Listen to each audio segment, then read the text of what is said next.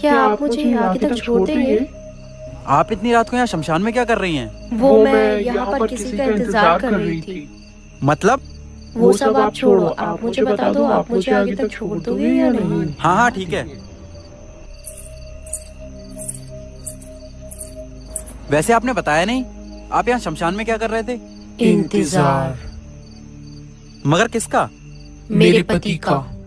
अपने पति का? आपके पति मर गए हैं क्या? नहीं, मरी तो मैं हूँ। तुम मर गई हो? मजाक करने को मैं ही मिला था क्या, और कोई नहीं मिला? अच्छा तुम भूत हो ना? हाँ। अच्छा तो एक काम करो, गायब होके दिखाओ। किसने कहा कि भूत गायब होते हैं? होते हैं मैम, होते हैं। बाइक बस।